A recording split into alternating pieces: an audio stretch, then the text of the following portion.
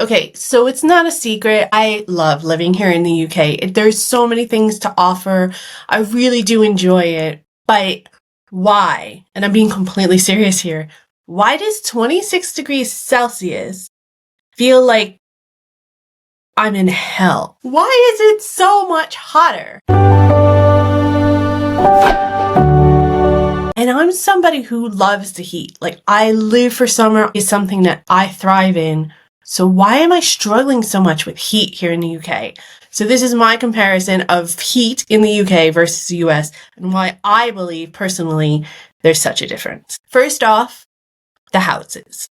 Now, British homes for the most part are made of brick or stone. They have heavy insulation. Basically, they're fully designed to hold in heat, which is absolutely fantastic in the winter. And it is really cozy and lovely to walk into these homes when you've been outside in the elements for an hour or so trying to get home from work.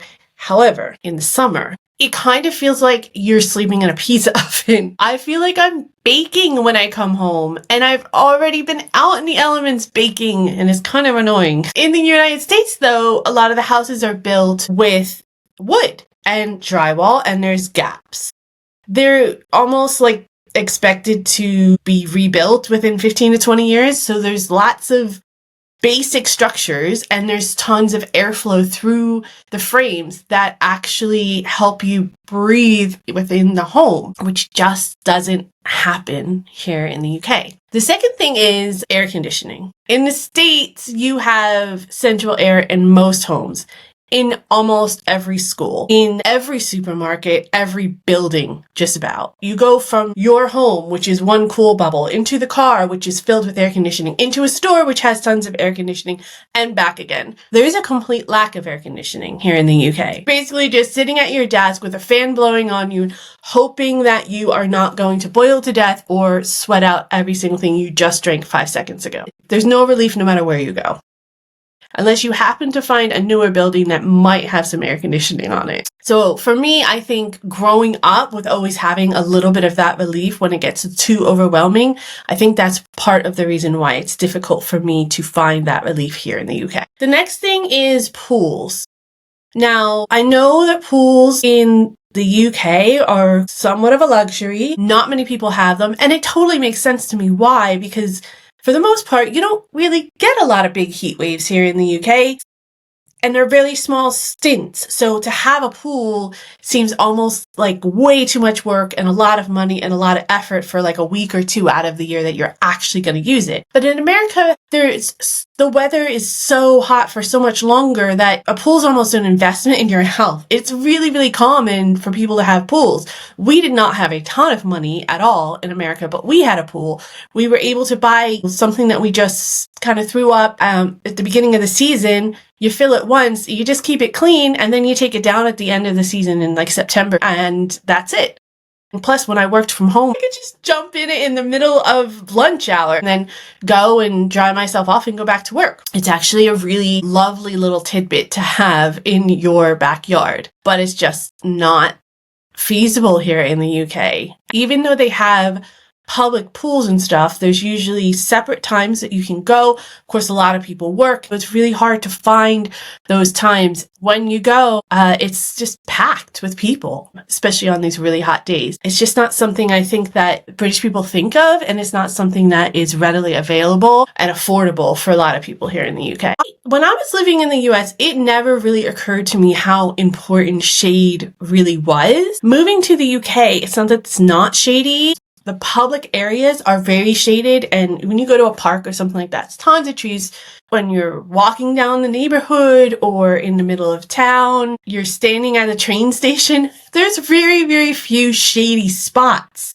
And even if you have them, the trees are not nearly as tall as they are in America, so the shade doesn't really cover the house like it does in America. I've noticed that the lack of shade over homes particularly does contribute to how you feel the heat when you're inside of your home.